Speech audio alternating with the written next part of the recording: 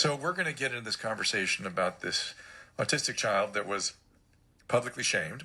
And we have Dr. Mona Delahook here to discuss this with us. She's a pediatric psychologist. Dr. Delahook, thank you for joining us. I'm so happy to be here. Thanks, Dr. Drew.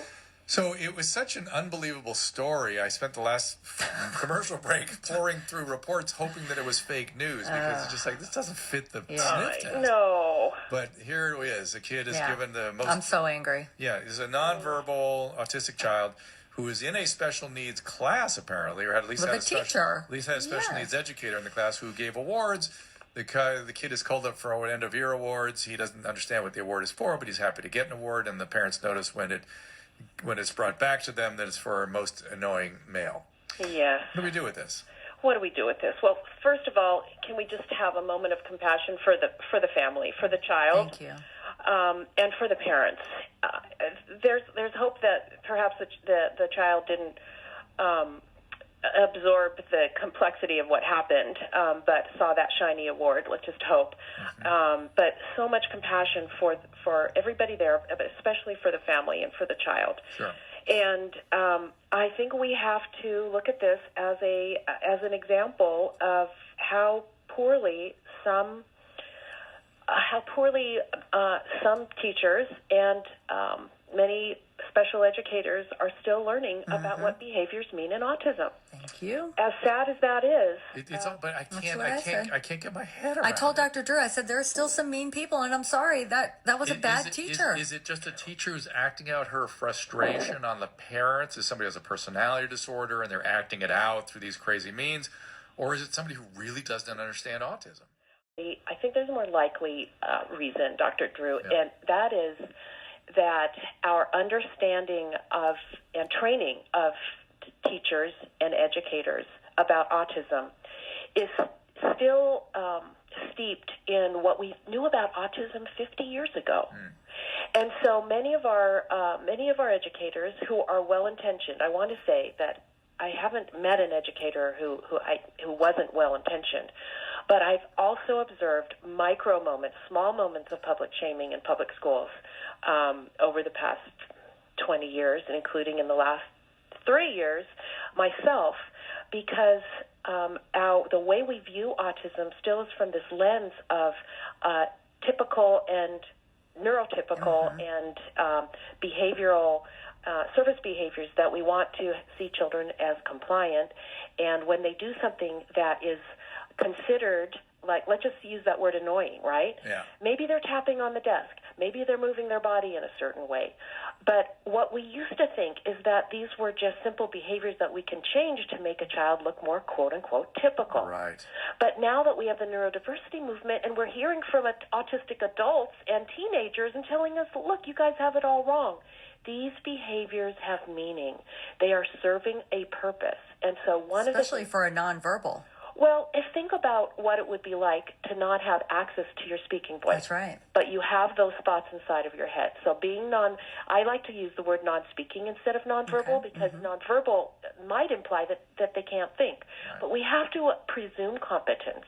Right. So I believe that what we need is neuroscience to come in and inform us that behaviors are adaptations, and that's a big word, but what I mean by that is that the way children move their bodies and use their voices and their sounds are adaptations to how they survive in a busy classroom.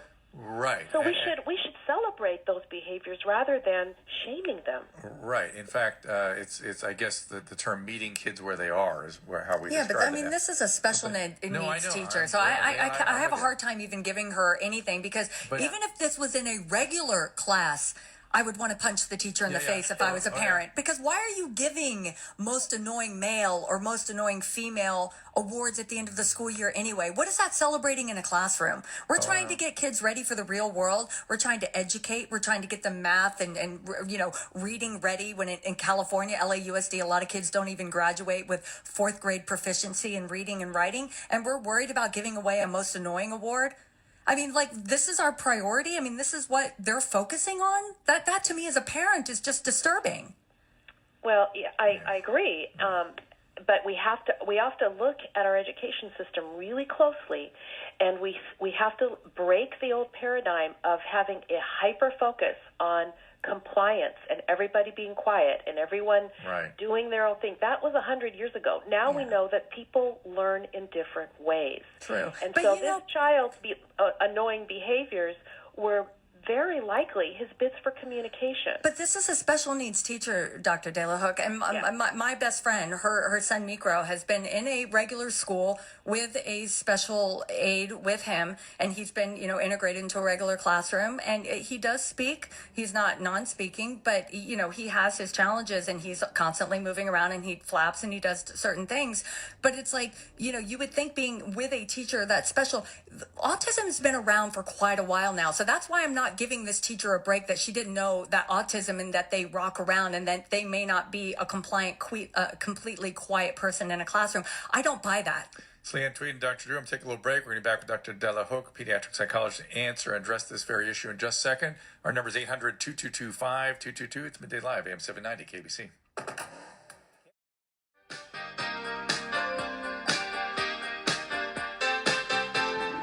Leanne Tweed and Dr. Drew. We're talking to Dr. Mona De La Hook, pediatric psychologist. And before the break, we were talking about how autistic children are addressed or are dealt with presently.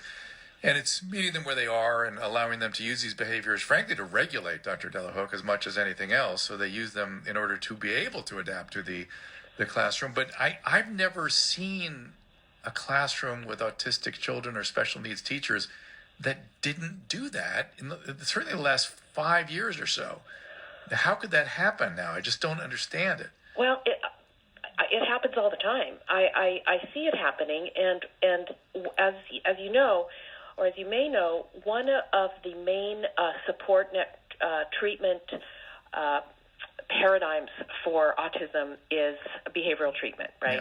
Yeah. We know it, think of it as ABA. A lot of schools are trained on looking at behaviors as the target of our intervention, right? Whereas behaviors are judged as either appropriate or inappropriate or preferred and non-preferred. So in that paradigm, we may very well see a child doing something, and if it's not viewed as an appropriate behavior, the child is ignored, for example. Whereas in a regular classroom, if you ignore a child, that would be considered rude or shameful. But for autism, we have to come to grips with the fact that we have different paradigms, different approaches across the country. Yeah. Here in California, we're lucky to have well, we don't quite have it in our state government yet, but parent choice is really important. Parents need to know that if they want their child's emotions taken into consideration, they need to ask for relationship-based approaches, individual relationship-based approaches. But if their child is going to be receiving a behavioral approach, their behaviors may be labeled as annoying, or let's just ignore it, something like that. Dr. Drew, I know you're a big fan of our mutual friend, Dr. Porges. Oh, yeah. And what he is telling us, begging us to do with our neurodivergent populations is bring the brain and body together. Of course. So just what you said, we have to view behaviors as the child's ability to regulate their body-brain connection in a classroom environment, which is very difficult for some kids. I have the utmost respect for special ed teachers, for everybody working in this field. Yeah. But I think we do have to recognize that there are some different philosophies out there.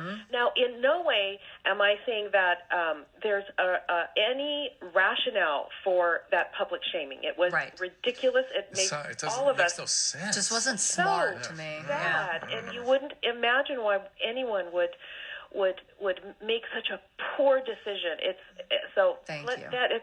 just unforgivable.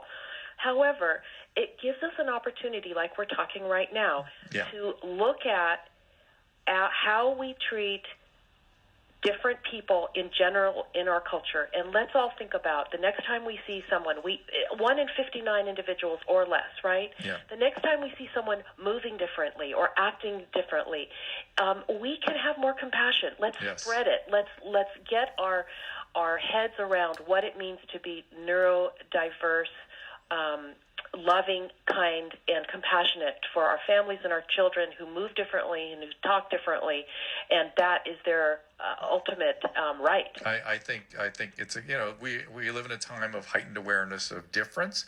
Yes. And inclusion, and I think this is a great topic. So thank you for bringing it to the fore, Dr. Delahook. Thank you so much. Thank you. You bet. My pleasure. Thanks. You bet. That's Dr. Mona Delahook. You can follow her on Twitter at Mona, MonaDelahooke. It's Hook with 2 O's and an E. Also, MonaDelahook.com is where you can find her.